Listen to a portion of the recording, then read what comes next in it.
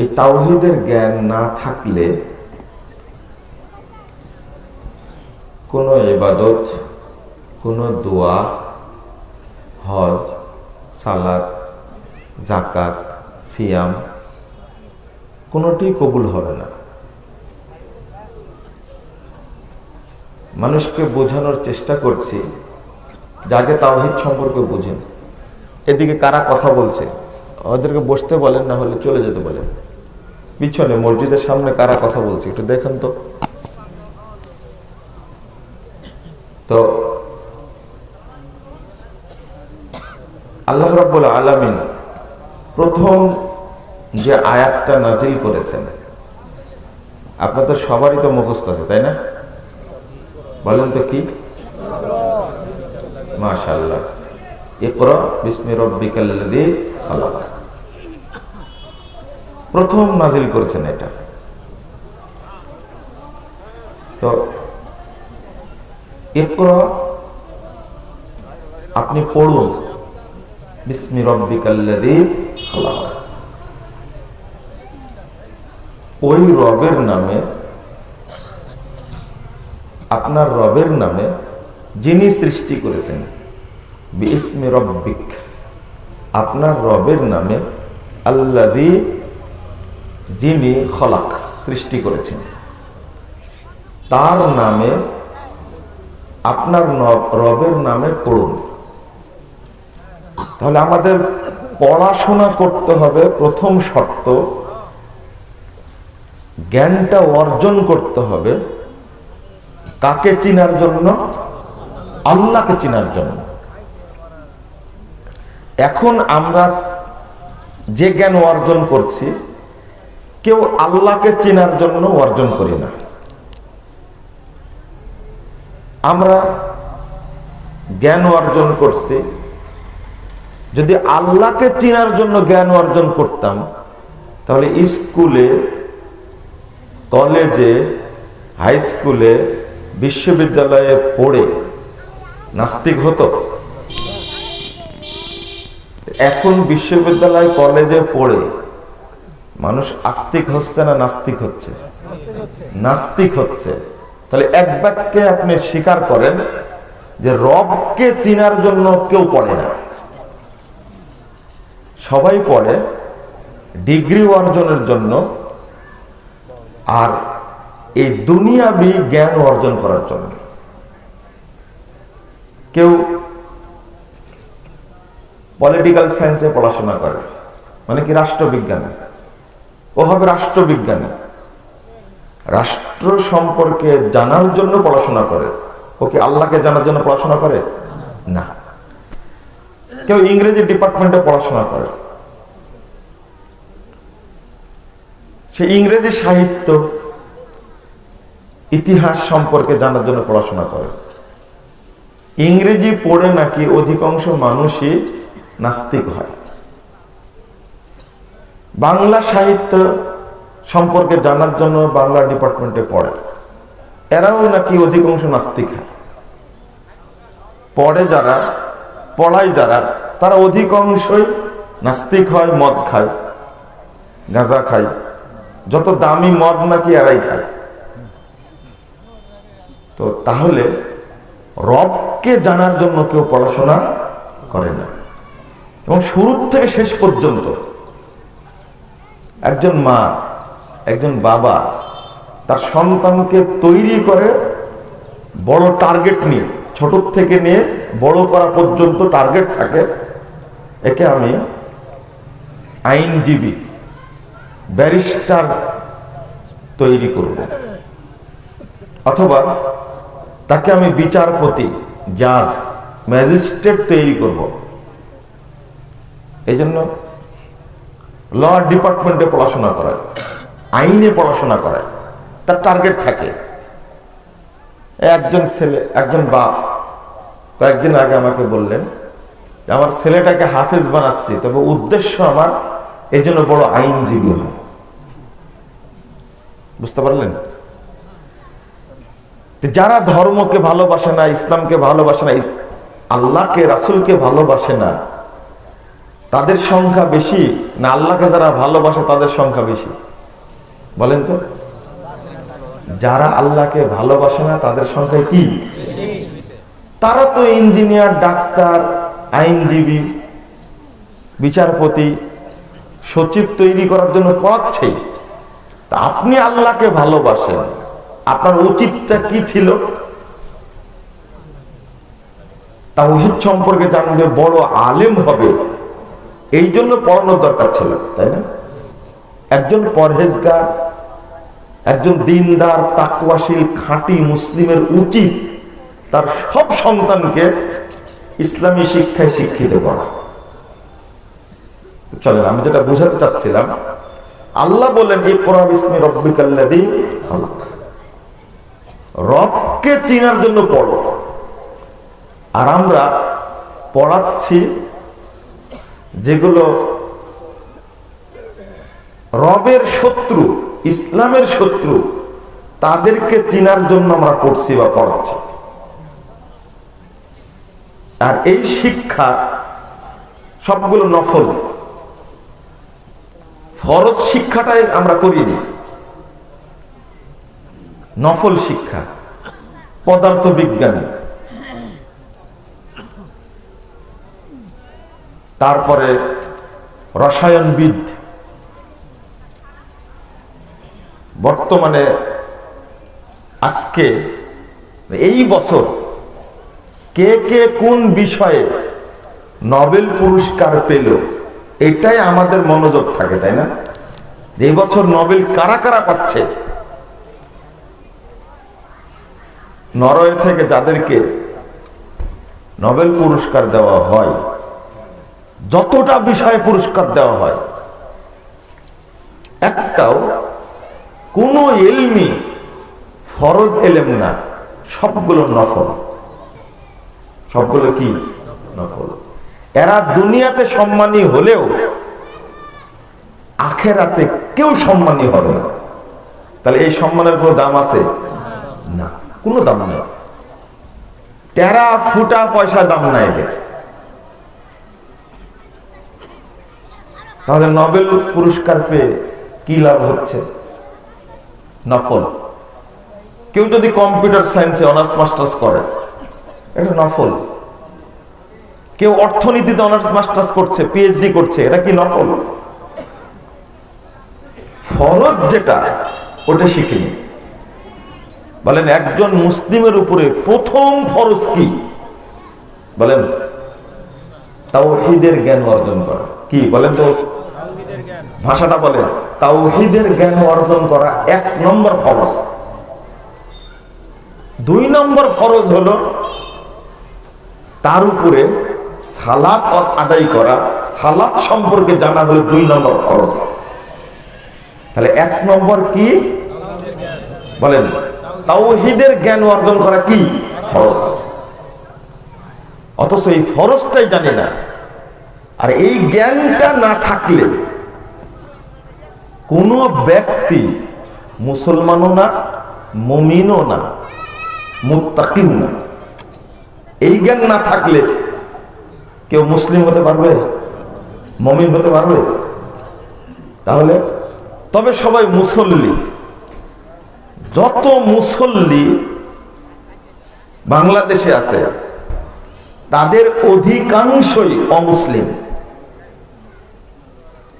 যত মুসল্লি আছে আল্লাহর ভাষায় তারা অধিকাংশই মুশরিক।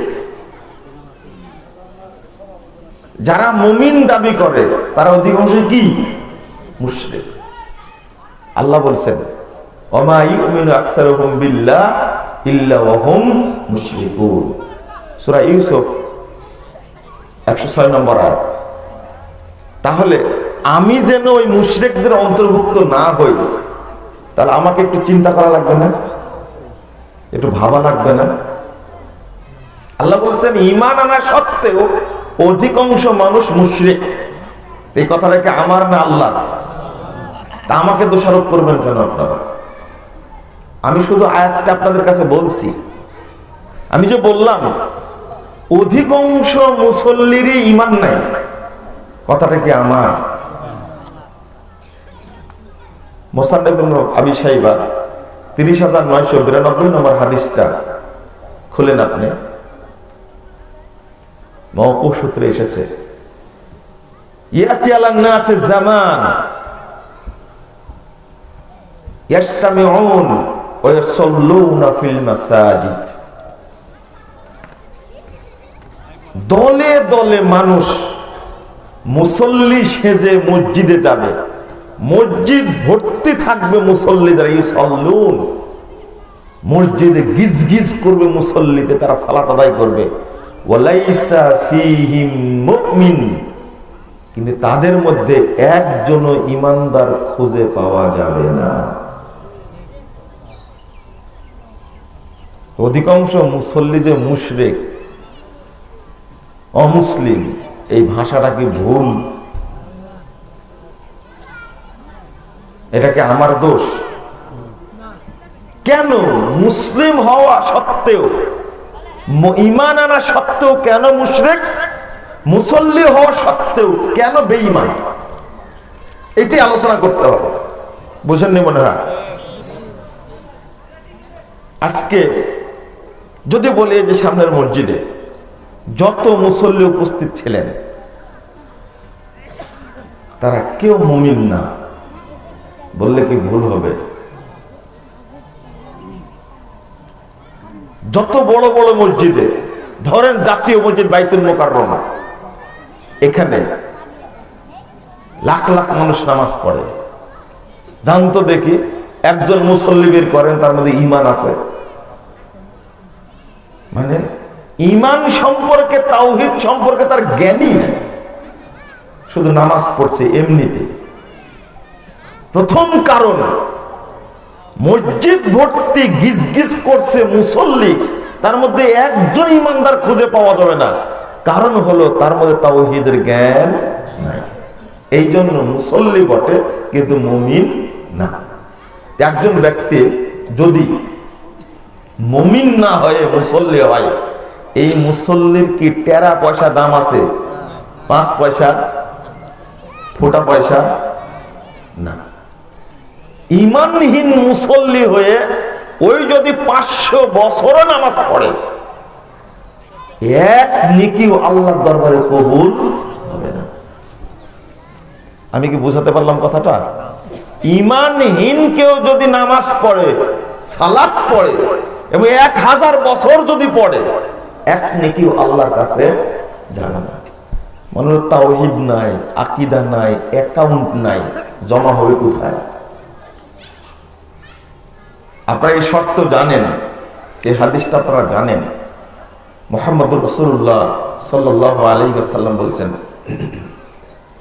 সহিহ বুখারীর প্রথম হাদিস, মিশকাতেরও প্রথম হাদিস, মুখস্থ আছে সবার। কি আশ্চর্য, হাদিসটা সবার মুখস্থ, কিন্তু দুর্ভাগ্য হলো হাদিসের মর্ম কোনো দিনই বুঝিনি। দেখি মুখস্থ আছে কিনা, আমি যাচাই করিনি। ইন্নামাল আমাল, বললাম মুখস্থ আছে। যাবতীয় আমল নির্ভরশীল কিসের উপরে? নিয়তের উপরে। যার আকীদা ঠিক নাই, নিয়ত ঠিক নাই, ঈমান ঠিক নাই, তাওহীদ ঠিক নাই, এই ব্যক্তির কোনো আমল আছে? যদি সমস্ত আমল নির্ভর করে আকীদার উপরে, ঈমানের উপরে, নিয়তের উপরে, তাহলে যার নিয়ত নাই, যার আকীদা নাই, যার ঈমান নাই, তার কোনো আমল আছে? এটা বুঝেন না কেন? তাহলে আগে নামাজ ঠিক করা জরুরি নাকি ঈমান ঠিক করা জরুরি? আমরা বক্তারা হয়েছে ওই রকমই, খতিবরা হয়েছে ওই রকম, মানুষকে শুধু নামাজ পড়াচ্ছে কিন্তু ওযু কারোই নেই। কথা বুঝতে পারলেন? কি ওযু কারোই নাই। যেমন একজন ব্যক্তি 30 বছর যাবত জানাজা পড়ে, ও ওযুই করে না। ওর কিভাবে এলেম অর্জিত হয়েছে যে ওযু ছাড়াই 30 বছর যাবত জানাজা পড়ে? মানে ওর এলেমে আছে জানাজা যেহেতু রুকু নাই, সেজদা নাই, ওযু লাগে না। এই জ্ঞানটা ঠিক আছে? হাসতেন কেন? আপনারাও শুধু নামাজ পড়েন, কিন্তু নামাজের জন্য যে ঈমান শর্ত এটা জানেন না। একই রকম হলো না? ওই পাগলের চেয়ে আপনারা বেশি পাগল। তো ও তো 30 বছর যাবত নামাজ পড়ছে, জানাজার ওযু করে না, আর আপনি 90 বছর যাবত নামাজ পড়ছেন ঈমান ছাড়া। কি অপরাধী বেশি, আপনি না ওই লোকটা? লজ্জা লাগছে? আমরা আমরা নামাজ পড়ছি কিন্তু কি নাই? ঈমান নাই। এই জন্য আমি বলি, যারা তাওহীদের আলোচনা করে না, তাওহীদ যারা বুঝে না, তাদের বক্তব্য শোনা হারাম।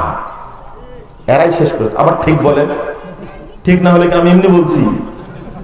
কোন বিপদে পড়েছি? সব জায়গায় ঠিক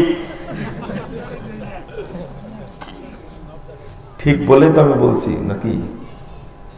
আপনারা ভোট দেন না, আপনারা মেনে চলবেন ইনশাআল্লাহ। ঠিক আছে, বুঝতে পারছেন তো? ঠিক তো, এটা ভোট দেওয়া লাগবে না। এটাকে ভোটের মজলিস নাকি? আলহামদুলিল্লাহ, বাংলাদেশের ভোট নাই, লাগেও না এখন। বলেন আলহামদুলিল্লাহ। বিশাল ব্যাপার। যেহেতু ভোটের গোষ্ঠী বাংলাদেশে এখন নাই, সুতরাং আপনারা ঠিক বলবেন না। হ্যাঁ জয়যুক্ত হয়েছে, হ্যাঁ জয়যুক্ত হয়েছে, এইটা বলার দরকার নাই। আর মানুষের ঠিক আর আল্লাহর ঠিক কি এক জিনিস? কোটি মানুষ, কোটি কোটি পৃথিবীর সব মানুষ একটা ভুলকে ঠিক বলতে পারে, ওইটা জীবনেও ঠিক হবে না। আর আল্লাহ একাই যদি ঠিক বলে, ওইটাই কি? কথা বোঝা গেছে? তা আপনার ঠিকের 5 পয়সা দাম আছে, এটাই বুঝতে হবে যে আমি ঠিক বললেও ঠিক, না বললেও ঠিক। তো আমাদের নামাজের কি অবস্থা এবার বলেন তো দেখি। 90 বছর যাবত নামাজ পড়ছি, এই নামাজের এক ওয়াক্ত নামাজ আল্লাহর কাছে কবুল হয়েছে কি জানেন না? বলছেন কি জন্য? এখন তো জানার কথা। ঈমানহীন নামাজ পড়েছি, কবুল হওয়ার কথা। আমি যদি বলি এক মহিলা 80 বছর যাবত তাহাজ্জুদ পড়ে, ওযু করে না, কি করে না? তাহাজ্জুদ কবুল হয়েছে? আবার না বলছেন কেন? আপনি আপনি কেমনে বুঝলেন কবুল হয়নি? এখন বলেন আল্লাহ ভালো জানে। বলেন আবার আল্লাহ ভালো জানে বলেন না। থামেন থামেন, কিছুক্ষণ আগে বললেন যে 90 বছর নামাজ পড়তেন, ঈমান নাই, আপনার নামাজ কবুল হয়েছে, তো বলছে আল্লাহ ভালো জানে। এখানে কেন বললেন যে হয়নি? ওই যে 80 বছর তাহাজ্জুদ পড়ছে, ওযু করে পড়ে না, তো বললেন কি ওর নামাজ হয়নি? বললেন না। তা আগের উত্তর বললেন আল্লাহ ভালো জানে, পরের উত্তরে বললেন কি হয়নি। আপনারা তো স্বার্থপর দেখতেছি। ও মানে ওযুবিহীন নামাজ পড়লে কবুল হয় না, সবাই জানেন তাই না? ঈমানবিহীন নামাজ না পড়লে কবুল হবে? তো বলেন যে হয়নি। এই নাম বাঙালি, জাতে মাতা তালে ঠিক। ওই জায়গায় যে আমি পড়ে গেছি, এই জন্য বলছে কি আল্লাহ ভালো জানে। দোষ চাপালো কার উপরে? একজন লোক গোসল করে, আপনার একবারে অজু গোসল করে সাবান মেখে আতর মেখে দামি জামা পরে মসজিদে এসেছে। এসে আস্তে করে বায়ু বেরিয়ে গেছে। এর নামাজ হবে? হবে না, হবে না। ওর যে বায়ু বেরিয়ে গেছে কেউ জানে? আল্লাহ জানে, ও জানে না। এই দেখেন, এখানে আল্লাহর উপর চাপাই দিল। মানুষ কত স্বার্থপর, যখন পারে না ওটা চাপা দেওয়ার উপরে, আল্লাহর উপর। এতই মানুষ স্বার্থপর হলো, জাতে মাতাল তালে আল্লাহর উপর চটকে চাপা দিলেন কেন? মানে চিকিৎসা করে করে করে করে যখন মরেই গেল, আল্লাহর মাল আল্লাহ নিয়ে গেছে। মরার আগে একবার বলেনি আল্লাহ তুমি ভালো করে দাও। সিঙ্গাপুর, মালয়েশিয়া, তারপরে কানাডা, লন্ডন, আমেরিকা চিকিৎসা করে করে যখন কাজ হলো না, আল্লাহর ভালো আল্লাহ নিয়ে চলে গেছে। সব শেষ কার কাছে যাচ্ছে? আল্লাহর কাছে। অত প্রথম যাওয়ার কথা ছিল কার কাছে? আল্লাহর কাছে। এটা মানুষের স্বার্থ। ও তো নিজেও জানে আমার ওযু কেউ জানতে না পারুক, ও তো জানে। বুঝেননি? তা আল্লাহর উপরে চাপালেন কেন? কেউ না জানে, কে জানে? বলছেন আল্লাহ জানে। ও নিজে জানে না আমার ওযু নাই? আপনি বলেন এবার, নামাজ তো পড়ছেন বহুদিন যাবত, ঈমান নাই, আপনার নামাজ কবুল হওয়ার কোন সম্ভাবনা আছে? 1%, 0.5%, শিখি পারছেন নেই। এটাকে জানেন যে আমার নামাজ কবুল হওয়ার সম্ভাবনা নাই। কেন নাই? আমার ঈমান নাই। ঈমানটা কি তাহলে? আচ্ছা, ঈমান যে আপনার নাই এটা আপনি জানেন, কিন্তু বলবো ঈমান যে আপনার নাই সেটা কিন্তু আপনিও জানেন। আর যে ঈমান আছে আপনার মধ্যে, এই ঈমান দিয়ে মানে জাহান্নাম ঠেকানো যাবে না। মানে হুজুর যে ঈমান দিয়ে নামাজ পড়ায়, হুজুরের ঈমান কেমন আছে? যে হুজুরকে জর্দা খাওয়া ঠেকাতে পারেনি ওর ঈমান, এই ঈমান দ্বারা হুজুর কবরের আযাব ঠেকাতে পারবে না। আবার ঠিক বলছেন, কোন বিপদে পড়লাম। আমি যে কথাটা বললাম সেইটা বুঝে না। কি বললাম? যে ইমাম নামাজ পড়ায় কিন্তু জর্দাখোর, গুলখোর, ওর ঈমান কিন্তু ওকে গুল থেকে কি করতে পারেনি? বাধা দিতে পারেনি, জর্দা থেকে বাধা দিতে পারেনি। আপনি বলেন তো দেখি, এই লোকের ঈমান কি কবরে আযাবের ফেরেশতাকে প্রতিরোধ করতে পারবে? বাধা দিতে পারবে? আপনি বলেন তো তাহলে। আপনি এখন আসার সময় মিথ্যা কথা বলে আসছেন। ওই যে মোবাইলে বললেন আগামীকাল টাকা দিব, আগামীকাল টাকা দেব, কিন্তু আপনার অন্তরে মুনাফিকি আছে, কালকে ফোন দিলে বলবো ধরবই না, আগামীকাল ফোন দিলে কি ধরবই না। এটা আপনি জানেন টাকা আমার কাছে নাই, এরপরেও বললেন কি? মানে মানুষ ঋণ করলে মিথ্যা কথা বলে, জানেন তো? আপনারা আমার দিকে তাকান, কি ব্যাপার? মানুষের মনোযোগ নষ্ট হলো কেন? আই বন্ধ করো, বসো না, এদিকে এদিকে। আমি বুঝতে পারছি এটা দেখে, এটা আমার প্রতিষ্ঠানেরই, এখন কেন বিতরণ করবে? আমি দেখেই বলছি থামো। আপনাদেরটা হলে আপনাদের বলতাম যে বন্ধ করেন, আমি দেখেই বুঝতে পারছি। আলোচনার দিকে মনোযোগ দেবেন ইনশাল্লাহ, ঠিক আছে? গতবার খুব সুন্দর লাগছিল, আমি বলেছি, কিন্তু সাইফুল ভাই কিন্তু আমার বন্ধু মানুষ একেবারে, খুব যে তারিখ বলেছে ওই তারিখে প্রোগ্রাম দিয়েছি। ঠিক কোথায় গেল সাইফুল ভাই? নাই, বলছে আমি এই তারিখ চাই, ওই তারিখেই প্রোগ্রাম হবে। গতবার আপনাদের মনোযোগটা খুব ভালো ছিল, আজকে খুব ভালো মনে হচ্ছে। শ্রোতাদের মনোযোগ থাকলে আলোচনা করতে আমাদের ভালো লাগে, আলহামদুলিল্লাহ। আমার ভালো লাগে। বাদাম কেউ খাচ্ছেন না তো, কিন্তু পান খাচ্ছেন, এটা কিন্তু খুব বড় অন্যায় একটা। যে জিনিস জর্দা খাওয়া শেখায়, এই জিনিস খাওয়া ঠিক না। কারণ পানবিহীন খালি জর্দা খায় এই লোক একজন পাইছি আমি। বুঝেন কথা কি? বুঝতে পারছেন? পানবিহীন শুধু জর্দা খায় আমি জীবনে কয়জন পাইছি? একজন পাইছি। আর যারাই জর্দা খোর তারাই কি না, যারা পানখোর তারাই কি, যারা পানখোর তারাই জর্দাখোর। যে জিনিস হারামের পথ দেখায়, যে জিনিস হারামের পথ দেখায় ওই জিনিস খাওয়া নিষিদ্ধ, খাওয়া উচিত না। যদিও বা এখন যারা পানখোর তাদের মধ্যে ৮০% মানুষই জর্দা খায়।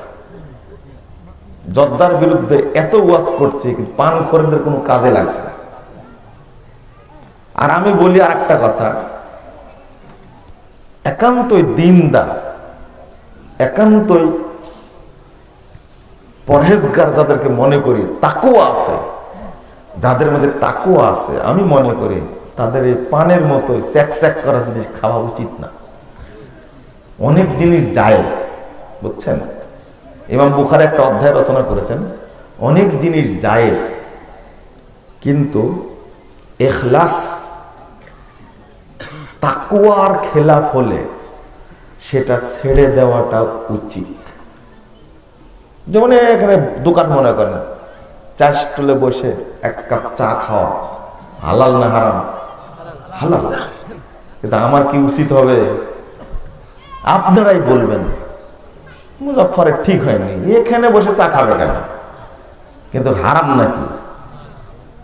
আপনারা সবাই বলবেন অন্তত মুজাফফরের উচিত হয়নি এখানে বসে চা খাওয়া, বলবেন না? তো ওইটা উল্টা আপনার দিকে নেন না, ওইটাই উল্টা। কি পরহেজগার মানুষ, নামাজি মানুষ বা তাহাজ্জুদ গুজার মানুষের উচিত না এইভাবে পান খাওয়া। এটা বললেই তো পান শেষ। এমনি নীলফামারী, লালমনিরহাট, রংপুর এলাকার মানুষ আমাকে পেলে একবারে ছাতু করে খাবে, বুঝছেন? আমি নাকি গুলের বিরুদ্ধে যে ওয়াজ করেছি, জর্দার বিরুদ্ধে যে ওয়াজ করেছি, ওদের নাকি খুব ক্ষতি হচ্ছে। ক্ষতি হলে কি করব? মানে তামাকের আবাদ করা হারাম তো হারামই, উলামা কেরাম ফতোয়া দিয়েছে, আমার ফতোয়া না। অন্তত ওই জমির 2 হাত মাটি কেটে ফেলে দেওয়ার পরে আবাদ করলে তারপরে হালাল হবে, এটা আমার ফতোয়া না। কিন্তু কি বলছিলাম, মনোযোগ দিয়ে শুনবেন। এই বাচ্চারা তোমরা উঠবে না কিন্তু, না এখানে এসে বসো, ঠিক আছে?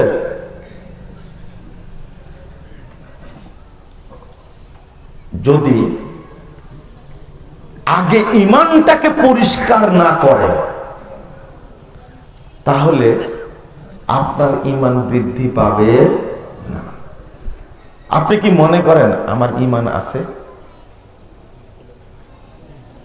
এই একজন বলেছে, বাকিরা বলেন না। আচ্ছা, আর একটা প্রশ্ন করি, এটা বোঝায় আগে, ওযু আছে কার কার?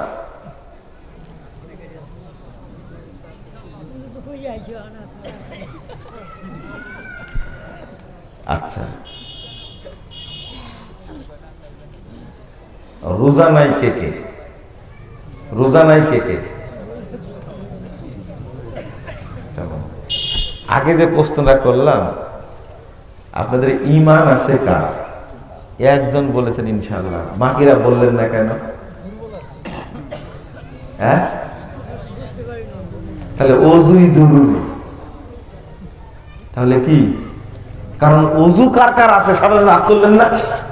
তাহলে ঈমানের চেয়ে ওযুই কি জরুরি, তাই না? ঈমান জরুরি না ওযু জরুরি? হ্যাঁ, আহারে বুঝলেন না। তাহলে আপনাদের অবস্থা অনুযায়ী যেটা বুঝলাম, ওযুই জরুরি না। একজনকে প্রশ্ন করেছে না টাঙ্গাইলে, একজন বলছে না ওযুই জরুরি। আমি বললাম যে ওযুবিহীন যদি মারা যায় কেউ, এ জান্নাতে যাবে কিনা? যাবে? একজন বলতেছে আস্তে করে, ওযুবিহীন যদি কেউ মারা যায় তাহলে জান্নাতে যাবে না।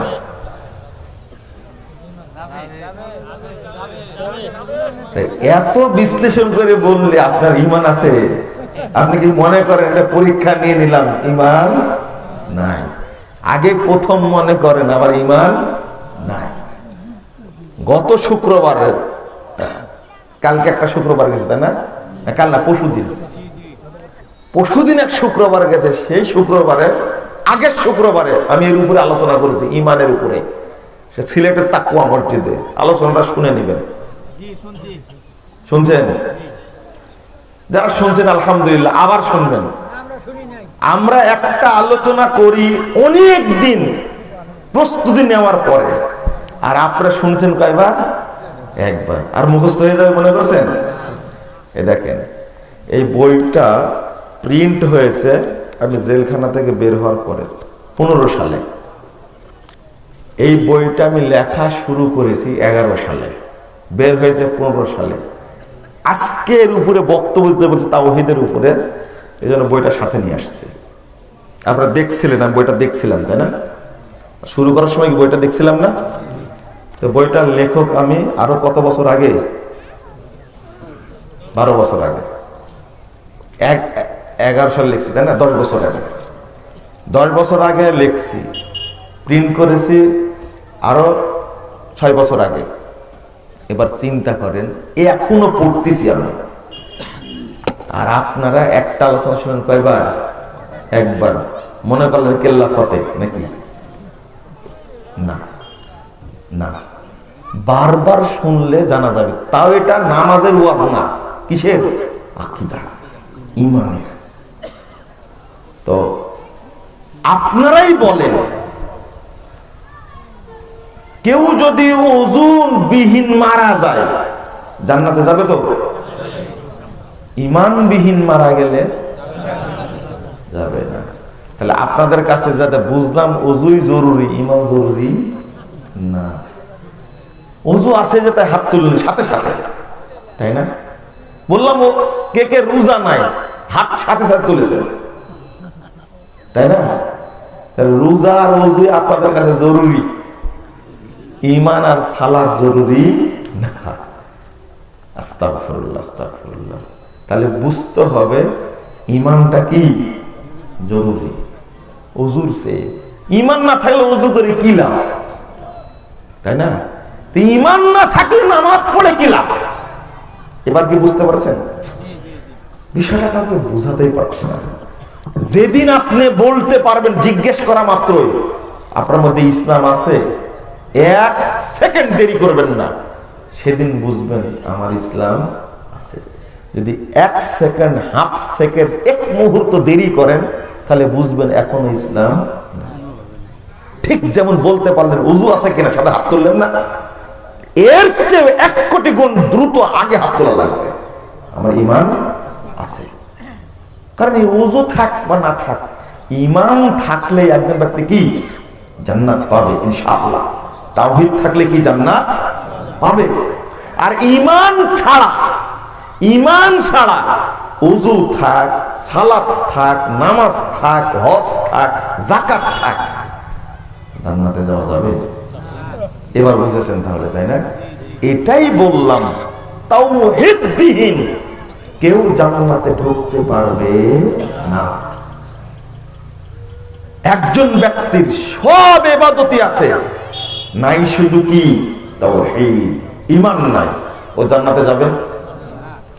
একজন ব্যক্তির কোনো ইবাদতই নাই, নামাজ, রোজা, হজ, যাকাত, সাদাকা কিচ্ছু নাই, তবে ঈমান আছে, বলেন তো যাবে কিনা জান্নাতে? এবার কি বুঝে আসছে? তাহলে আগে সংগ্রহ করা জরুরি, ফরজ কোনটা? ঈমানের জ্ঞান জরুরি, ঈমানের জ্ঞান জরুরি।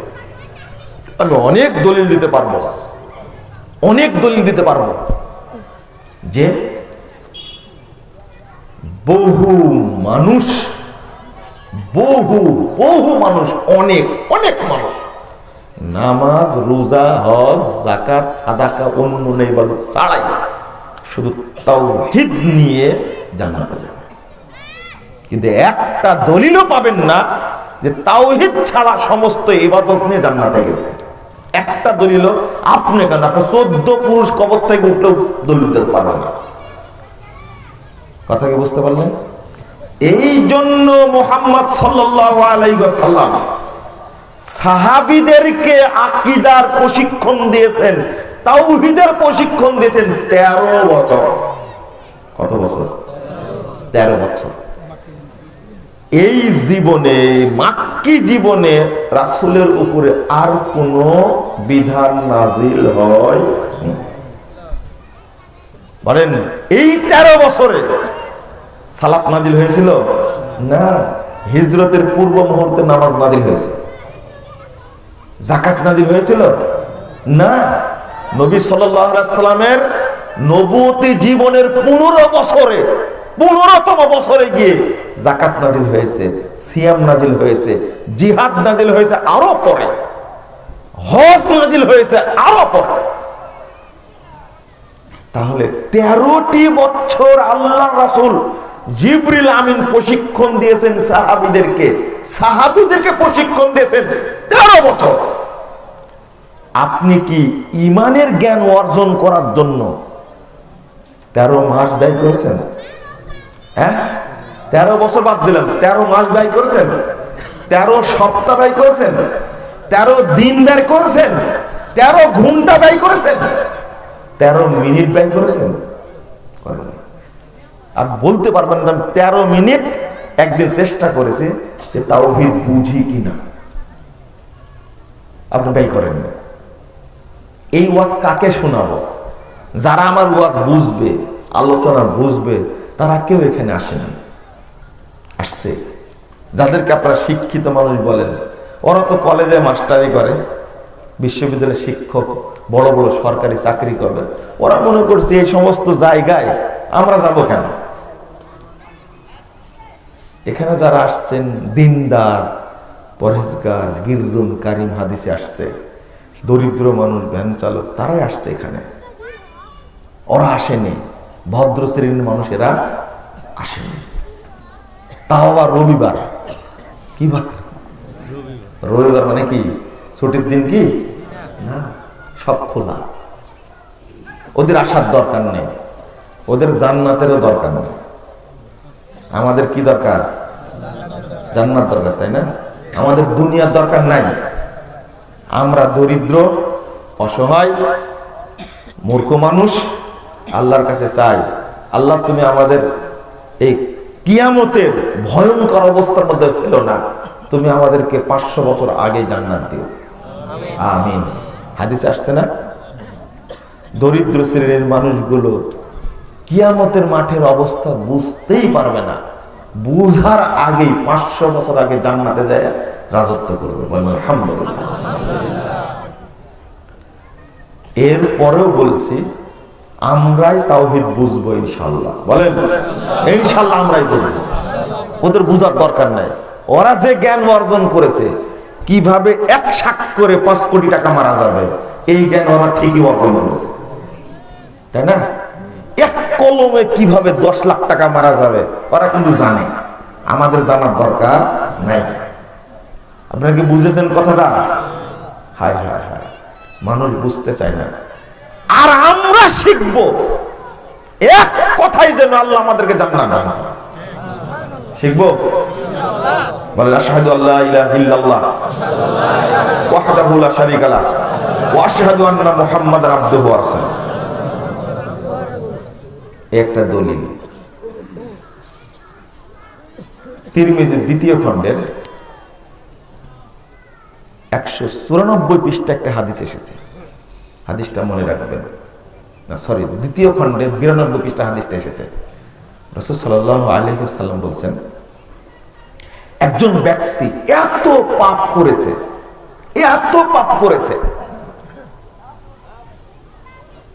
99টা খাতা আল্লাহ তার সামনে খুলে দিবেন। হায় হায়, 99টা খাতা, এক একটা খাতা এত বড়, ও যেই দিকে তাকাবে খাতাটা তত বড় হবে। ওর দৃষ্টি যত দূরে যাবে ওর খাতাটা কি তত, 99টা খাতা দেখে দেখবে ওর মধ্যে একটাও নেকি নাই। শুধু কি আল্লাহ তার চাদরের তলে ডেকে নেবেন, নিয়ে বলবেন, বান্দা দেখো তো এগুলো করেছো তুমি কি করেছো পাপ? বলছে হ্যাঁ আল্লাহ, পাপ আমারই পাপ। দেখো আমার ফেরেশতারা ভুল করেছে কিনা। কথা বুঝতে পারলেন? আমার ফেরেশতারা ভুল করেছে কিনা। তখন বলছে যে না আল্লাহ, আপনার ফেরেশতারা একটা ভুল লেখেনি, যা করেছি তাই লিখছে। হায় হায়, কি অবস্থা হয় বলেন তো দেখি। আল্লাহ বলবেন, এই কার্ডটা তুমি রাখো। কি? আল্লাহ একটা কার্ড দিবেন, বিতাকা, হাদিসে আসছে, একটা কার্ড দিবেন। সে বলল যে এটা তুমি রাখো, একটা কার্ড রাখো। তখন বান্দা আল্লাহর দিকে তাকায় বলবে যে আল্লাহ, তুমি আমার সাথে ঠাট্টা করছো, এত পাপ, আরে ছোট্ট কার্ডে কি হবে? তখন আল্লাহ বলবেন যে আমি কি তোমার সাথে ঠাট্টা করছি মনে করো? রাখোই কাছে, এটা কাছে রাখো। আল্লাহ রাব্বুল আলামিনের কত রহমত, কত দয়া। নেকির পাল্লা পাপের পাল্লা যখন সমান করা হবে, নেকির পাল্লায় কোনো নেকি না, বরং পাপের পাল্লায় ৯৯টা খাতা উঠে বসেছে। তাহলে পাপের পাল্লা ভারী হবে না নেকির পাল্লা ভারী হবে? পাপের পাল্লা ভারী হয়ে গেছে। আল্লাহ জিজ্ঞেস করবেন, আইনা বিতাকাত, এই তোমার ওই কার্ডটা কই? ওই কার্ডটা কই? কার্ডটা বের করে নেকির পাল্লায় রাখা মাত্রই নেকির পাল্লা ভারী হয়ে যাবে। এটাই হলো আল্লাহুম্মা হাসিবনি হিসাবাই ইয়াসীরা। নেকির পাল্লায় দেওয়া মাত্রই পাল্লা ভারী হয়ে যাবে। বলেন তো এই কার্ডে কি লেখা আছে? সবাই উত্তরটা ভুল দিল। আমি আগে পড়ায় নিয়ে তারপরে হাদিসটা শুরু করেছি। দেখেন আপনাদের জ্ঞান কত হালকা। হায় হায়, এখানে বিসিএস ক্যাডার একজনও নাই, ওর সব মুখস্থ। আন্তর্জাতিক, বিশ্ব, জাতীয়, আন্তর্জাতিক সব গবর সব মুখস্থ। কথা বুঝতে পারলেন? একজন বিসিএস ক্যাডার এত পড়াশোনা করে, পড়তে পড়তে ভূত হয়ে যায়। মানে এত ঝালাই করে নিয়ে একজন ক্যাডার বানানো হয়, এতই পড়া পড়ে। মানে কি দেখেন, টোকা দিলাম শব্দ হলো না? এক একটা বিসিএস ক্যাডারের জ্ঞান এত বেশি, টোকা দিলেই বলতে পারে। যদি ওকে জিজ্ঞেস করেন যে ব্রুনাই নামে একটা দেশ আছে, এ দেশের জনসংখ্যা কত, আপনার মুখ দিয়ে বের না হতেও বলে দিবে, আপনার কেউ পারবেন না। যা জীবনে শুনেননি একজন বিসিএস ক্যাডার তাই বলবে। কিন্তু ওকে যদি জিজ্ঞেস করেন যে কার্ডে কি লেখা আছে, ও মনে হয় বলবে, কি বলবে, ও খুব চিন্তা করে বলবে। আপনি যদি সহজ করেও দেন, তবুও বলবে যে সম্ভবত এই কার্ডের মধ্যে লেখা আছে। খুব ভেবে চিনতে ও বলবে, মনে হয় হাট্টিমা টিম টিম, তারা মাঠে পাড়ে ডিম, মনে হয় এটা লেখা আছে। বুঝেননি কথা? মানে ওর মাথা এটা ছাড়া আর কিছুই নেই। আস্তাগফিরুল্লাহ। তাহলে এই কার্ডে কি লেখা আছে? আশহাদু আল্লা ইলাহা ইল্লাল্লাহু ওয়া আশহাদু আন্না মুহাম্মাদান আবদুহু ওয়া রাসূলুহু। ছোট্ট এই কালেমাটার কারণে, এই তাওহীদের কারণে এই লোকটি জান্নাতে চলে যাবে। এই লোকের কোনো নেকি ছিল? উল্টা কি ছিল? উল্টা কি ছিল? শুধু পাপই ছিল। কিন্তু এই বান্দার কাছে সংরক্ষিত ছিল তাওহীদ। এই তাওহীদের কারণে আল্লাহ বান্দাকে মাফ করে দিয়েছে। এবার বুঝতে পেরেছেন তাওহীদের কি বরকত? ওর সালাত নাই, সিয়াম নাই, হজ নাই, কোন নেকির গোষ্ঠী নেই, খালি সংরক্ষণ ছিল কি? আল্লাহ বলবেন, তোমার একটা নেকি আমার কাছে সংরক্ষণে আছে, এই কার্ডটা রাখো, জায়গা মতো কাজে লাগবে। আল্লাহ আল্লাহর তাওহীদ লালন করলে আল্লাহ কত খুশি হয়, এটা কি বুঝতে পারলেন? এটা কি বুঝতে পারলেন? বান্দাকে আল্লাহ অপমান করেনি। এই পাপ যেন কিয়ামতের মাঠে লক্ষ কোটি মানুষ দেখতে না পায়। এই জন্য আল্লাহ চাদরের মধ্যে ডেকে নিয়ে, ওর মধ্যে জেনার পাপ আছে, ওর মধ্যে মদ খাওয়ার পাপ আছে, মানুষ হত্যা করার পাপ আছে, সুদ খাওয়ার পাপ আছে, আল্লাহ সব পাপ ঢেকে রেখে বান্দাকে মাফ করে দিলেন। এটাই হলো তাওহীদের বরকত, এটাই হলো তাওহীদের বরকত। সৌদি আরবে তাবলীগ নিষিদ্ধ করেছে, তাই ন্যাংটা মোল্লারা শুরু করেছে সৌদি আরবের বিরুদ্ধে।